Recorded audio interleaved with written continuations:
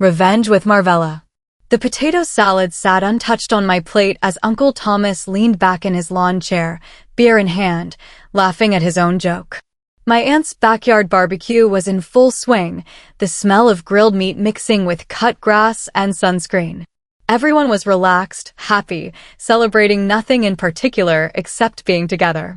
So, Katie, Uncle Thomas said loudly enough for everyone to hear, "Tell everyone what you did in the military. You just pushed papers at some camp, right?" He grinned, taking another swig of beer. "Basically admin work?" My sister Ashley giggled from across the picnic table. "Yeah, like filing and stuff. Camp clerk." She said it like the words tasted funny, like it was the punchline to a joke I wasn't in on. Laughter rippled through the group. My cousin nodded knowingly. My mother smiled politely, but said nothing in my defense. I felt myself physically shrink in my chair, my shoulders curling inward. Then something shifted. The embarrassment turned cold, hardening into something else entirely. My cousin Tyler leaned forward, genuinely curious. "Hey, why don't you ever talk about what you actually did over there?" The question hung in the air. I smiled tightly and took a sip of lemonade. They kept using that phrase. Camp clerk. It became my identifier at every family gathering, every introduction to new relatives or friends. "This is Katie. She was a camp clerk in the military." Like those two words explained everything about my service, my sacrifice, my entire experience overseas. Lazy. Safe. Replaceable. That's what I heard in their tone. I let them believe it. I never corrected a single assumption, never clarified a single misunderstanding. What was the point? They'd already decided who I was in their story. My brother-in-law Kyle was the worst. He'd never served, but talked like an expert on military life. At my nephew's birthday party, he looked me up and down and said, "Real service leaves scars, you know?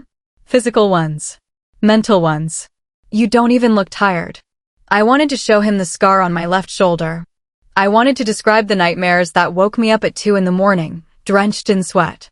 I wanted to explain that exhaustion had become so normal I'd forgotten what rested felt like.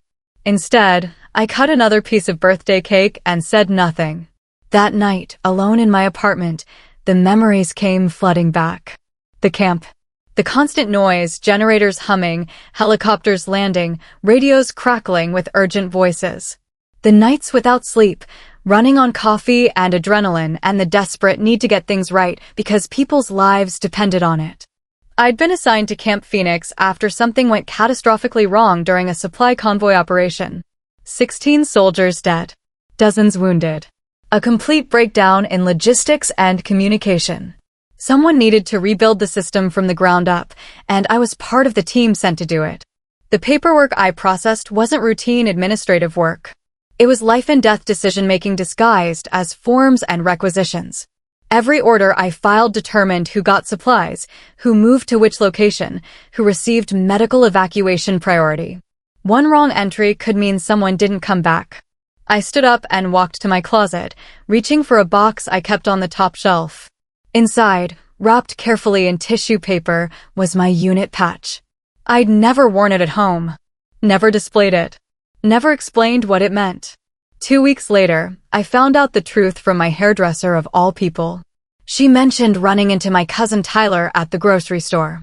"He told me you never really deployed," she said, snipping away at my split ends. "He said you were stationed stateside the whole time, just doing desk work." I felt my chest tighten.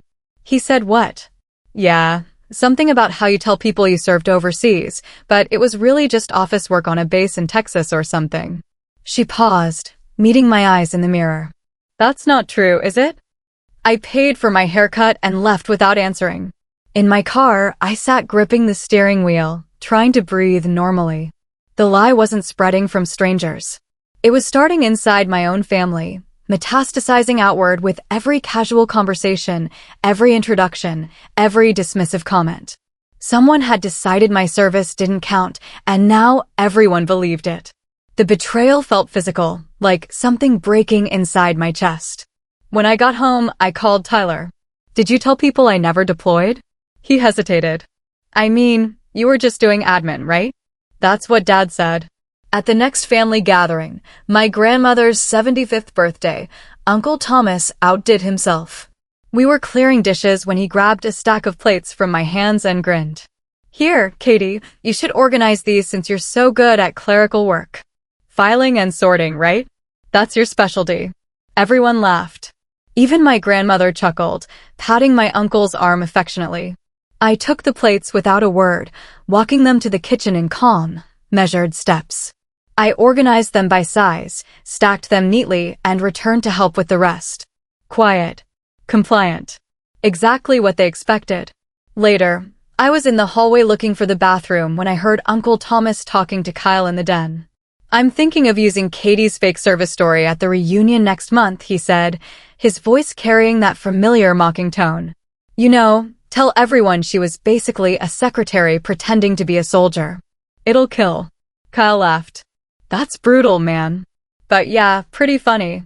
I stood frozen in the hallway, my hand on the bathroom doorknob, listening to them turn my service into entertainment. That night, I couldn't sleep. At 3 a.m, I got out of bed and pulled the storage box from my closet. Inside were things I'd packed away when I came home, things I'd tried to forget, performance evaluations, after-action reports, commendations, and photographs I couldn't look at without feeling sick.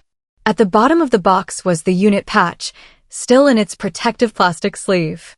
The design was simple but specific, recognizable to anyone who knew what it meant. I'd been told during my service to never explain it unless absolutely necessary, never wear it casually, never use it for clout. It carried weight. Serious weight.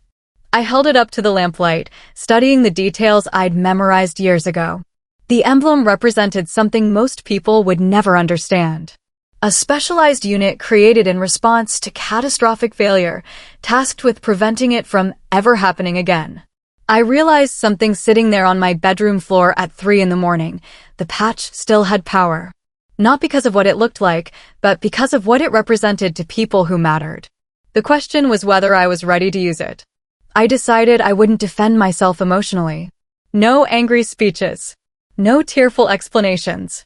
I'd let facts do the work. Slowly. Strategically. I started reaching out to old contacts, people I'd served with, people who'd moved into civilian roles with connections to government contracting, logistics oversight, and compliance. Not for revenge. Just positioning. One of my former colleagues, now working in federal procurement, asked me during a coffee meeting, "Are you ready for people to know what you actually did?" I stirred my coffee, considering the question. "I don't need everyone to know. Just the right people."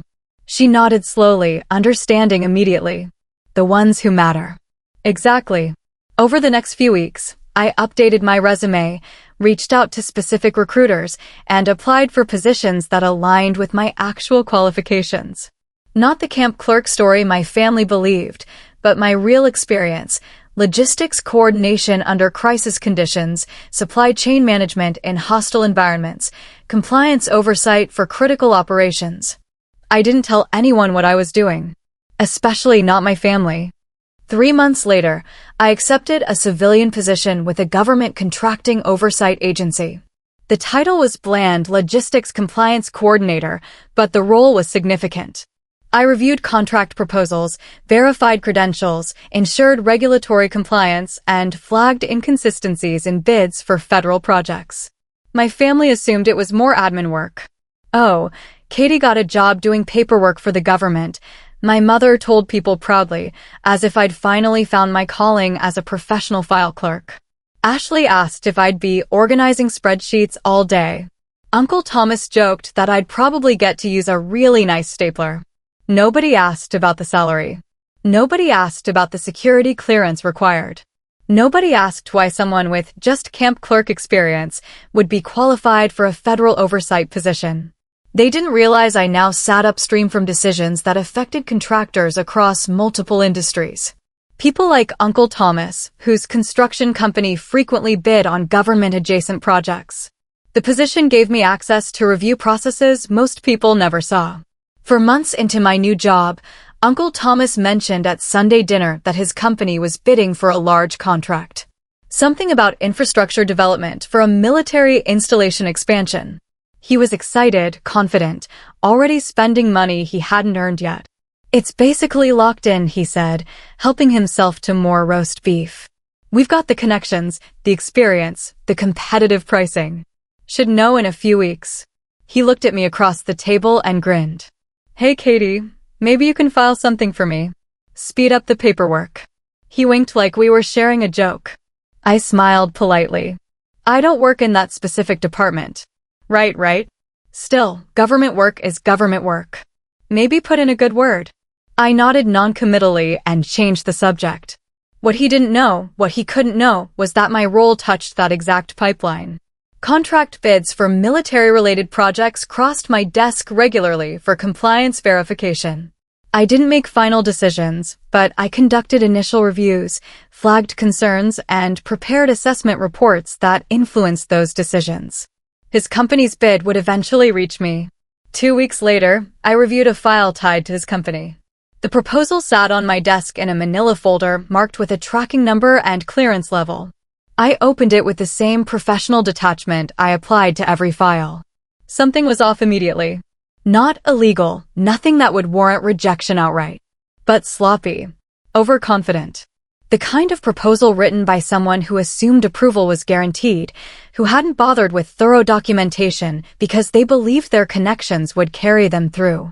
Missing certifications. Vague timeline projections.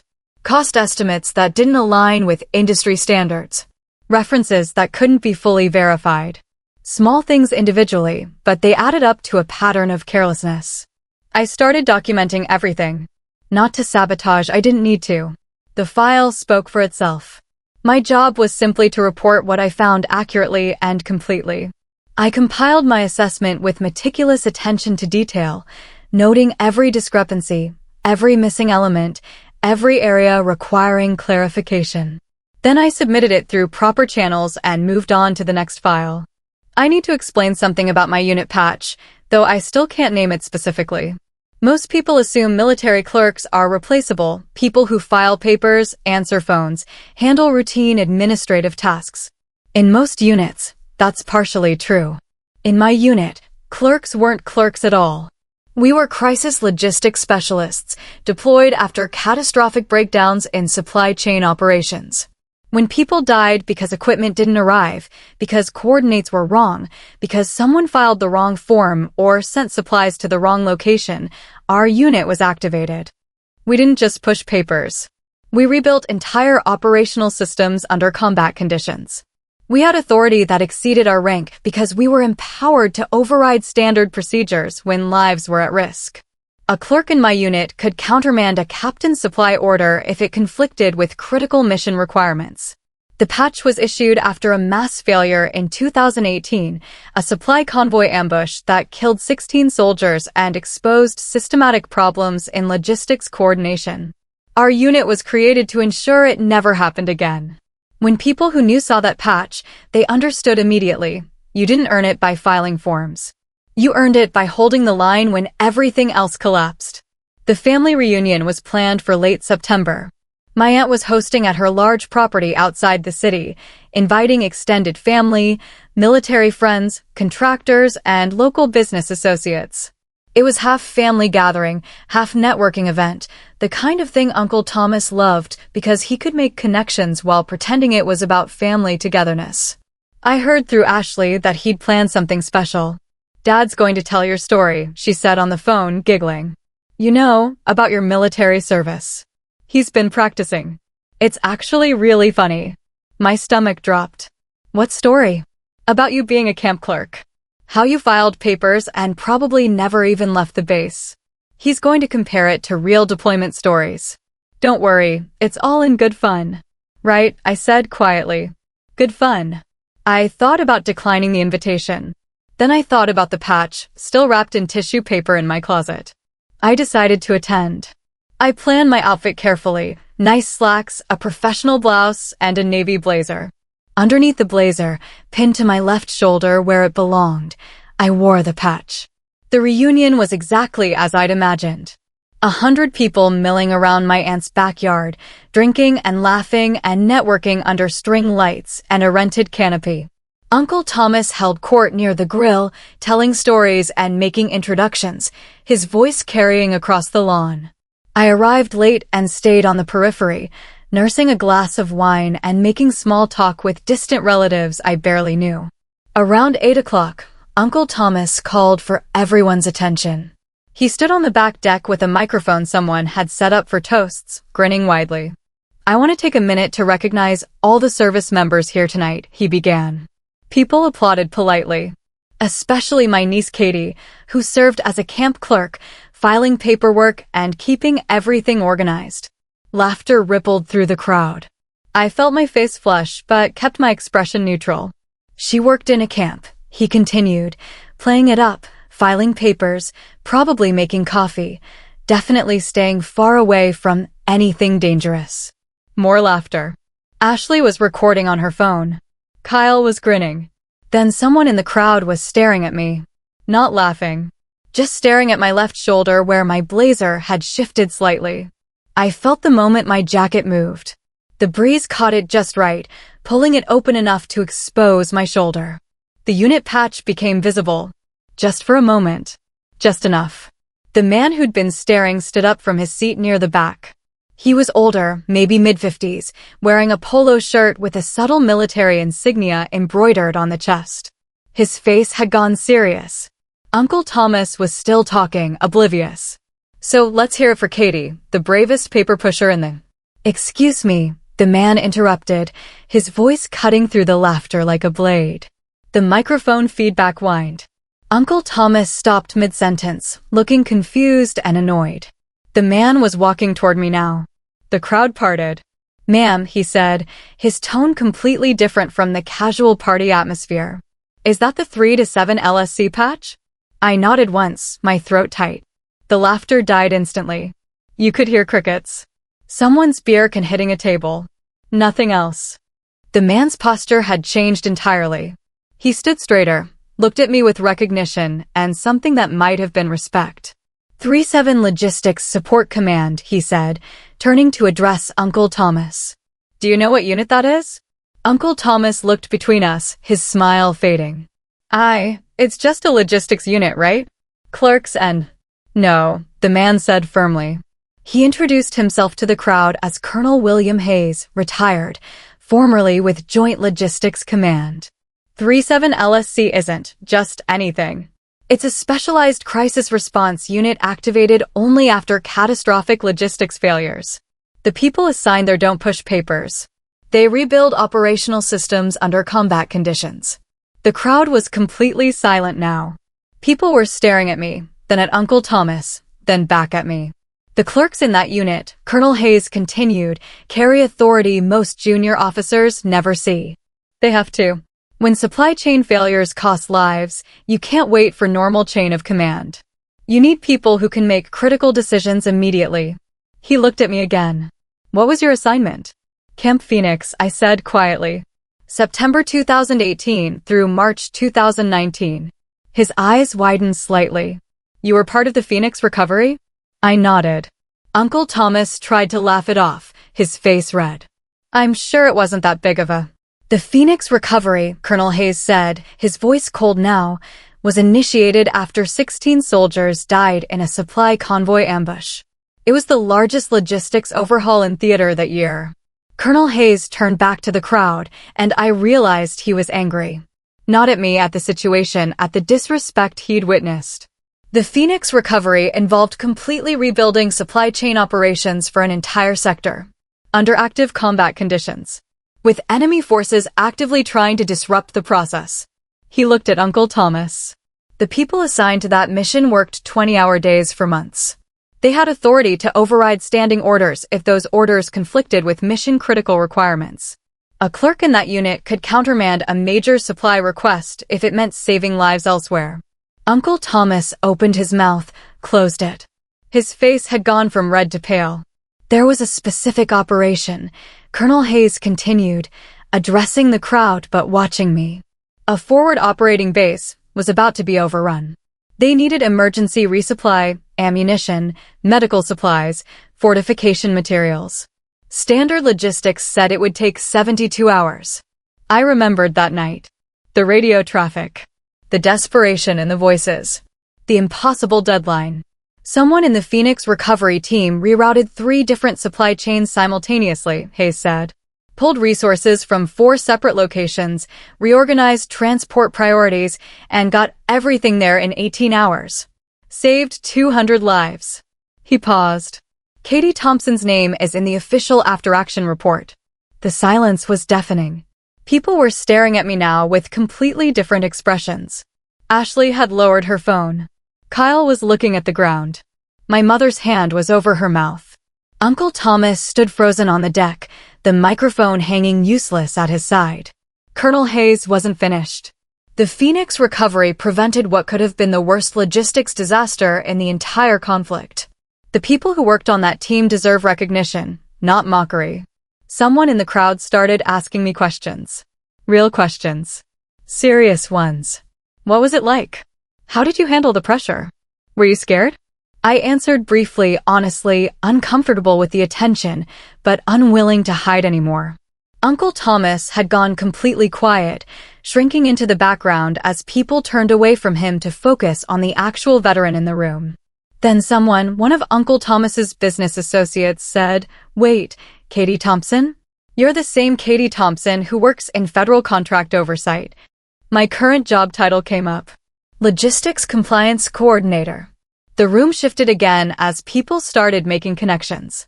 You could see the realization spreading through the crowd like ripples in water. Katie Thompson. Crisis Logistics Specialist. Federal Oversight. Contract Compliance.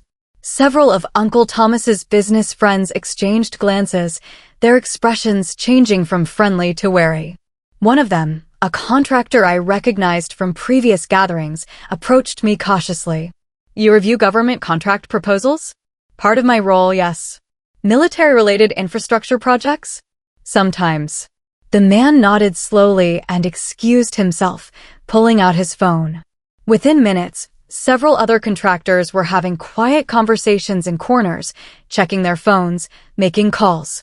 They were realizing that the woman they dismissed as a paper pusher, the family joke about the camp clerk, had actual authority over processes that affected their businesses. That she reviewed bids. That she verified compliance. That her assessments influenced decisions worth millions of dollars. Uncle Thomas stood alone near the grill now, no longer the center of attention. I watched him process what was happening, watched the color drain from his face as understanding hit. He walked over to me, suddenly respectful, his voice low. "Katie, can we talk? Privately?" We walked to the far corner of the yard, away from the party. Uncle Thomas kept his voice quiet, almost pleading. "Listen, about earlier. I didn't mean anything by it. You know that, right? It was just a joke." I said nothing. "The thing is," he continued, rubbing the back of his neck nervously, "I've got this contract bid pending. The military installation project I mentioned. It's a big deal for my company. Really big." "I know," I said. "Right, well, there might be some issues with the proposal. Nothing serious, just maybe some paperwork that wasn't completely finished. I was hoping you could help clarify some things. You know, help smooth it over." I remembered every joke, every dismissal, every time he'd called me a camp clerk with that mocking tone. Every time he'd made my service into a punchline. "I can't interfere with active contract reviews," I said calmly. "That would be unethical. But the assessment process is impartial. Every proposal is reviewed using the same standards. If there are deficiencies in your documentation, they'll be noted in the report." His face went pale. "Katie, please. This could make or break my company. You should have thought about that before you submitted an incomplete proposal," I said. "And definitely before you spent years mocking my qualifications." His company lost the bid 6 weeks later. The notification letter cited insufficient documentation, unverified references, and failure to meet compliance standards. Everything I'd noted in my assessment report. It wasn't personal. It was procedural. His proposal genuinely didn't meet requirements. I'd simply done my job thoroughly, accurately, without bias. But then he lost another bid. And another. Word spread in contractor circles that Uncle Thomas's company had quality control issues, that their proposals were sloppy, that they couldn't be trusted with major projects. His reputation suffered. Not because I sabotaged him, but because the truth finally caught up. He'd been coasting on connections and confidence for years, assuming that would be enough. It wasn't. At Thanksgiving dinner, the atmosphere was tense. Uncle Thomas barely spoke. His business was struggling. He'd had to lay off staff. The jokes had stopped completely. My family was different now too. Quieter around me. Almost deferential. It made me uncomfortable in a different way. Ashley pulled me into the kitchen while we were doing dishes. Some people are saying you humiliated Dad on purpose. I dried a plate carefully. I never corrected their lies. They wrote the story themselves. The accusations came during Christmas dinner. Uncle Thomas had been drinking, his face flushed with anger and humiliation. You did this, he said, pointing at me across the table. You destroyed my business. You got revenge for some stupid jokes. The room went silent. My grandmother looked horrified. My mother tried to calm him down. I set down my fork. I did my job. I reviewed your proposal using the exact same standards I apply to every proposal that crosses my desk. If it was deficient, that's on you, not me. You could have helped me. Family is supposed to help family. Family is also supposed to defend family, I said quietly. Supposed to respect family. You spent years mocking my service, telling people I never really deployed, turning my military experience into entertainment. When did you ever help me? He had no answer. Ashley spoke up then, her voice small. Katie, what did you actually do overseas? Like, really? The question hung in the air. Everyone was looking at me now, actually wanting to hear the truth for the first time. I told them. Not dramatically. Just facts. I explained the Phoenix recovery mission, the 16 soldiers who died, the system failures that caused it. I described the 18-hour days, the impossible decisions, the weight of knowing that every form I processed, every order I filed, every supply chain I rerouted could mean the difference between someone living or dying. I told them about the night the forward operating base called for emergency supplies. How I'd pulled resources from 4 different locations, reorganized transport priorities, coordinated with 3 different commands simultaneously. How I'd stayed awake for 36 hours, making sure everything arrived on time. I explained what the patch meant. Why clerks in my unit weren't just clerks. Why the role carried authority and responsibility most people never understood. When I finished, Ashley was crying. My mother was too. My grandmother reached across the table and squeezed my hand. Uncle Thomas said nothing. He left before dessert. Ashley found me later, washing dishes in the kitchen. I'm sorry, she whispered. I didn't know. We didn't. I didn't understand. I kept washing dishes, my hands in soapy water. I tried to tell you. You didn't want to listen. I know. She was really crying now. I'm so sorry. The apology felt hollow. Not because Ashley wasn't sincere, but because I realized I didn't need it. Her understanding didn't change what I'd done or who I was. Her approval didn't validate my service. For years, I'd let their narrative define me. I'd shrunk myself to fit their story, made myself smaller so they could feel comfortable. I'd hidden my actual accomplishments because I was afraid of seeming arrogant or attention-seeking. But my truth existed whether or not they acknowledged it. The soldiers who received supplies because I rerouted the chain, they knew. The people whose lives were saved because I made impossible deadlines work, they knew. Colonel Hayes knew. The military knew. My family's ignorance didn't erase reality. I packed away the unit patch again after Christmas. Not out of shame this time, but because I no longer needed proof. I no longer needed to convince anyone of my worth. The patch had served its purpose, not as a weapon, but as a reminder that some truths speak louder than any joke, any dismissal, any mockery. I was who I was. I'd done what I'd done. That was enough. 6 months later, I received an email from Colonel Hayes. He'd tracked me down through military networks, wanting to check in. I hope I didn't overstep at that reunion, he wrote. But I couldn't stand by and watch them mock what you did. The Phoenix recovery saved lives. You saved lives. That deserves respect. I wrote back thanking him. Told him he hadn't overstepped. Told him I was doing well.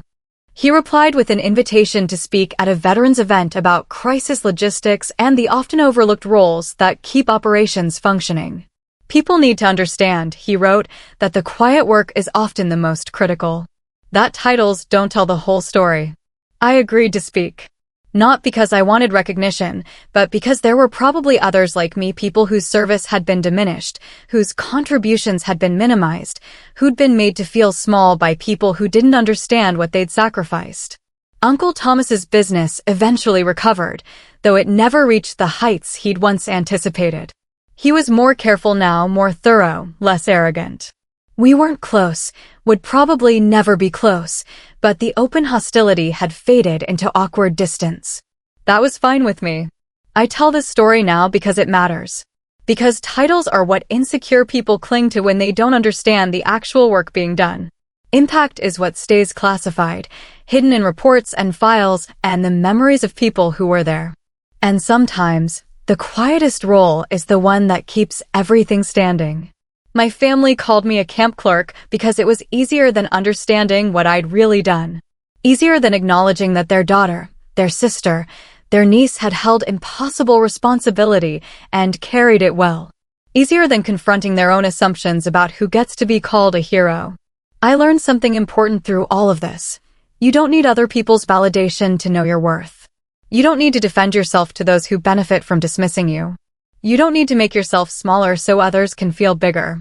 Your truth exists independent of their understanding. The soldiers who made it home because supplies arrived on time, they're my validation.